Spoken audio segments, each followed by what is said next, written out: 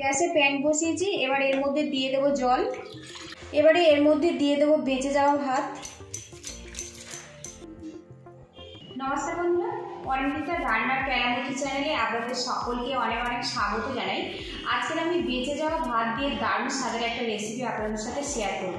এই রেসিপিটা আপনারা ব্রেকফাস্ট কিংবা টিফিন হিসেবে খেতে পারেন, খেতে অসাধারণ হয়। আমি কীভাবে বানাচ্ছি পুরো ভিডিওটি দেখার অনুরোধ রইল, আশা করি ভালো লাগবে।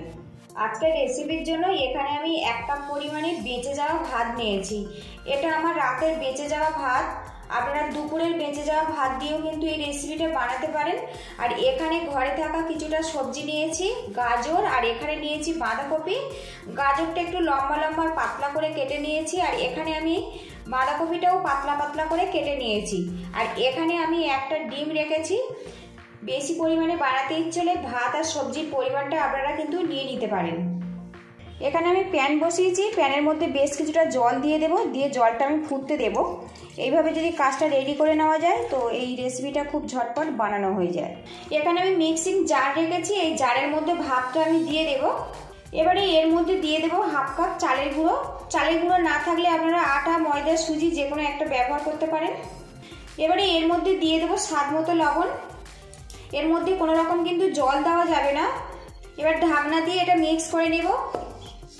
এদিকে দেখুন চালের গুঁড়ো আর ভাত দিয়ে ভালো করে মিক্স করে নিয়েছি। আর এখানে একটা স্টিলের থালা রেখেছি, এর মধ্যে আমি মিশ্রণটা নিয়ে নেব। আর এখন দেখুন মিশ্রণটা কিন্তু বেশ শক্ত। এই মিশ্রণটা যদি জল জল ভাব বেশি মনে হয় তো এর মধ্যে আরও সামান্য একটু আটা কিংবা ময়দা আপনারা ব্যবহার করবেন, বা যেটা দিয়ে এটা বানাবেন সেটা আরেকটু দিয়ে দিতে হবে। একটু হাত দিয়ে এইভাবে ম্যাশ করে নেব। ভাতের দানা ভাবটা কিন্তু ভালো মতো মিশে যাবে। হাতে একটু জড়িয়ে যাচ্ছে, সামান্য একটুখানি গুঁড়ো আমি নিয়ে নেব, তাহলে কিন্তু হাতে আর আটকাবে না। এদিকে দেখুন ভালো করে আমি একটা ডো বানিয়ে নিয়েছি, আর এই ডোটা কিন্তু একটু শক্ত করে মাখাতে হবে। এবারে এখান থেকে ছোট ছোট করে আমি লেচি কেটে নেব।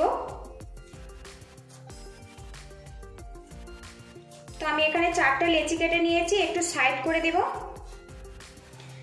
আর এখানে কিছুটা ময়দা আমি নিয়েছি, একটু স্ল্যাবের উপরে ছড়িয়ে দেব, একটু ঘুরিয়ে নেব, নিয়ে এইভাবে একটা আমি বেলে নেব পাতলা করে। খুব বেশি কিন্তু পাতলা করবেন না, যেভাবে আমরা রুটি বানাই সেইভাবে কিন্তু এটা পাতলা করে বেলে নিতে হবে। তো দেখুন এটা আমি বেলে নিয়েছি। এখানে আমি একটা ছুরি নিয়েছি, এবারে এগুলো আমি স্লাইস করে কেটে নেব। আপনারা কিন্তু পছন্দ মতো এই শেপটা দিয়ে কেটে নিতে পারেন। হ্যাঁ বন্ধুরা, এটা আজকে আমি ভাত দিয়ে নুডলস বানালাম। তো অনেক সময় ভাত আমাদের বেঁচে যায়, সেটা আমাদের ভাবতে হয় যে এটা কীভাবে কাজে লাগাবো। সকালের জন্য কিংবা বিকালের জন্য আপনারা কিন্তু এইভাবে নুডলস বানিয়ে নিতে পারেন। বাজার থেকে 1 প্যাকেট রাইস নুডলস কিনতে কিন্তু বেশ অনেকটা টাকাই পড়ে যায়। এইভাবে যদি ঘরে থাকা বেঁচে যাওয়া ভাত দিয়ে আপনারা বানিয়ে নিতে পারেন, এটা কিন্তু অনেক বেশি স্বাস্থ্যকর হবে। আমি এইভাবে স্লাইস স্লাইস করে কেটে নেব এইভাবে।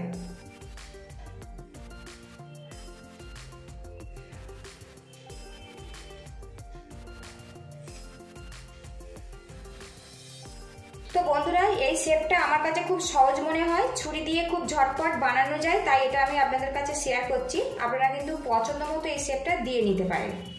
দেখুন এইভাবে কিন্তু আমি স্লাইস করে কেটে নেব নুডলসগুলো।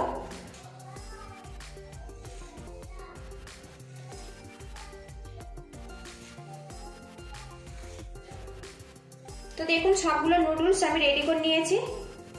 এদিকে দেখুন প্যানের জলটা কিন্তু বেশ গরম হয়ে গেছে, এর মধ্যে সামান্য সাদা তেল দিয়ে দেব, তাহলে কিন্তু নুডলস সিদ্ধ করার সময় আর কোনোভাবেই জড়াবে না। তেলটা ভালো করে মিক্স করে নিলাম। এবার এই জলের মধ্যে আমি নুডলসগুলো দিয়ে দেব। আর বন্ধুরা, এইরকম জল ফুটে গেলে তবে আপনারা নুডলসগুলো দেবেন। সব নুডলসগুলো আমি এই ফুটন্ত জলের মধ্যে দিয়ে দেব। নুডলসগুলো দেওয়ার পরে কিন্তু একটু ওয়েট করতে হবে, যতক্ষণ না জলের ওপর নুডলসগুলো ভেসে উঠছে। এই অবস্থাতে দিলে কিন্তু নুডলসগুলো ঘেঁটে যাবে, একদম গোটা গোটাভাবে কিন্তু রেডি হবে না। এদিকে দেখুন নুডলসগুলো জলের উপরে ভেসে উঠেছে।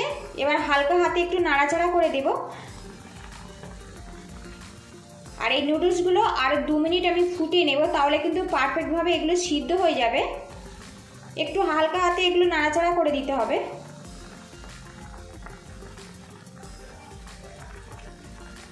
আর এই নুডলসগুলো আপনারা যখন সিদ্ধ করবেন গ্যাসের হিটটা কিন্তু একদম হাইতে রাখবেন।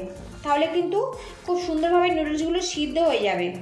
এই নুডলস সিদ্ধ হতে কিন্তু 4 থেকে 5 মিনিট সময় লাগে, খুব বেশি কিন্তু সিদ্ধ করবেন না, তাহলে কিন্তু ওভার কুক হয়ে যাবে আর খেতে ভালো লাগবে না। তো নুডলসগুলো আমার ভালো মতো সিদ্ধ হয়ে গেছে, এবার এটা আমি জল ছাড়িয়ে তুলে নেব। জল থেকে নুডলটা আমি তুলে নিয়েছি, এবার ঠান্ডা জল দিয়ে নুডলসটা একটু ধুয়ে নেব, তাহলে কিন্তু নুডলসটা অনেক বেশি ছাড়া ছাড়া হবে। এইভাবে জল দিয়ে একটু ধুয়ে নিতে হবে। ঠান্ডা জল দিয়ে আমি নুডলসগুলো কিন্তু ভালো করে ধুয়ে নিয়েছি, আর এখন নুডলসগুলো দেখুন কত সুন্দরভাবে ছাড়া ছাড়াভাবে রেডি হয়েছে। আর বন্ধুরা, এইরকম নুডলস বানিয়ে আপনারা কিন্তু এয়ারটাইট কন্টেনারে ভরে ফ্রিজে রেখে দিতে পারেন 2 থেকে 3 দিনের জন্য। এদিকে প্যানটা আমি গরম করে নিয়েছি, আর এর মধ্যে দিয়ে দেবো 1 চামচ পরিমাণে সাদা তেল। তেলটা প্যানের চারিদিকে ভালো করে আমি লাগিয়ে নেব। আর বন্ধুরা, এই ভাতের নুডলসটা আপনারা কিন্তু বিভিন্ন রকমভাবে খেতে পারেন। একবার স্যুপ দিয়েও খেতে পারেন, কিংবা এই রকম সবজি দিয়ে বানিয়ে খেতে পারেন, কিংবা টমেটো সস দিয়েও বানিয়ে খেতে পারেন। তো আজকে আমি সবজি দিয়ে এটা ফ্রাই করব। তেলটা গরম হয়ে গেছে, এবার এর মধ্যে দিয়ে দেবো একটা ডিম,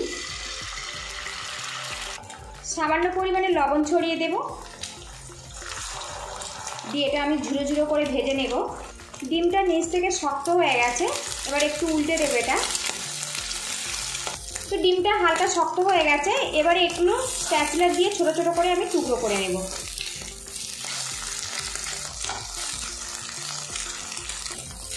তো দেখুন ডিমের টুকরোটা রেডি হয়ে গেছে, এবার এটা আমি নামিয়ে নেব।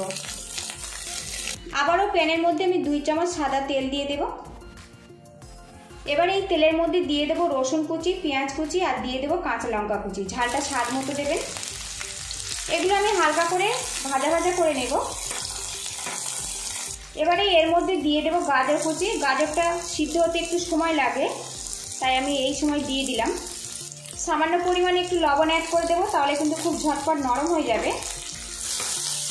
লবণটা দিয়ে ভালো করে মিক্স করে নেব। এখানে দেখুন গাজরটা নাড়াচাড়া করে নিয়েছি, আর একটু হালকাভাবে সিদ্ধ হয়ে গেছে। এবারে এর মধ্যে কেটে রাখা বাঁধাকপির কুচিগুলো আমি দিয়ে দেব। বাঁধাকপিও গাজরের সাথে একটু মিক্স করে নেব, তাহলে কিন্তু বাঁধাকপিটা খুব ঝটপট নরম হয়ে যাবে। আর বন্ধুরা, আপনারা কিন্তু এখানে বিনস, ক্যাপসিকামও ব্যবহার করতে পারেন। এদিকে দেখুন সবজিগুলো কিন্তু বেশ নরম হয়ে গেছে। খুব বেশি নরম করলে কিন্তু এই পাস্তাটা খেতে অত ভালো লাগবে না, হালকাভাবে এগুলো কিন্তু রান্না করে নিতে হবে। এবারে এর মধ্যে দিয়ে দেবো রাইস নুডলসগুলো। তো বন্ধুরা, এতটা নুডলস আজকে আমি রান্না করব না, এটা আমি রেখে দেবো, অন্য সময় বানাবো। আর এখানে কিছুটা নুডলস আমি আজকে ব্যবহার করছি। নুডলসগুলো দিয়ে আমি এগুলো নাড়াচাড়া করে ফ্রাই করে নেব।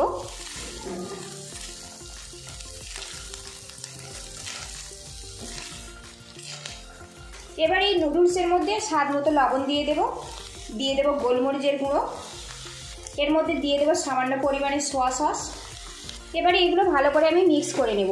তো বন্ধুরা, এখনকার বাচ্চারা কিন্তু চাউমিন, পাস্তা, নুডলস এগুলো খেতে খুবই পছন্দ করে। ভাত কিন্তু ওরা একটুও খেতে পছন্দ করেন না। ভাত দিয়ে যদি আপনারা এইভাবে নুডলস বানিয়ে দিতে পারেন, তো ওরা কিন্তু খুশি মনে খেয়ে ফেলবে। তো বন্ধুরা, রেসিপিটা ভালো লাগলে একটা লাইক দিয়ে দেবেন, আর চ্যানেলে নতুন বন্ধু হয়ে থাকলে চ্যানেলটিকে সাবস্ক্রাইব করার অনুরোধ রইল। তো দেখুন ভালো করে আমি মিক্স করে নিয়েছি, আর এখন কিন্তু কালারটা একদমই চেঞ্জ হয়ে গেছে। সবশেষে এর মধ্যে দিয়ে দেবো 2 চামচ টমেটো সস। তো সসটা আপনারা কম বেশি করে দিতে পারেন। এবারে এর মধ্যে দিয়ে দেবো ভেজে রাখা ডিমের টুকরো। এবার এটা ভালো করে মিক্স করে নেব, নিয়ে আমি গ্যাসের হিটটা বন্ধ করে দেব। এই রেসিপিটা আপনারা কিন্তু সকালে ব্রেকফাস্ট হিসেবেও খেতে পারেন, আবার বিকালের টিফিন হিসেবেও খেতে পারেন, স্কুল বাচ্চাদের জন্য স্কুলের জন্যও বানিয়ে দিতে পারেন। খেতে কিন্তু খুবই ভালো লাগে। তো পুরোপুরি এটা আমার রেডি হয়ে গেছে, এবার এটা আমি নামিয়ে নেব। তো বন্ধুরা, দেখে সত্যি কিন্তু লোভনীয় হয়েছে, খেতে কিন্তু খুবই ভালো লাগবে। তো বন্ধুরা, রাতে বেঁচে যাওয়া ভাত দিয়ে দারুণ স্বাদের নুডলস কিন্তু আমার পুরোপুরি কমপ্লিট হয়ে গেছে। আর এই রেসিপিটা আমি মর্নিং ব্রেকফাস্টে পরিবেশন করব। ভালো লাগলে বাড়িতে কিন্তু অবশ্যই একবার এইভাবে ট্রাই করবেন। আশা রাখছি খুবই ভালো লাগবে। আপনারা ভালো থাকবেন, সুস্থ থাকবেন, এই কামনা করে আজকে আমি বিদায় নিচ্ছি।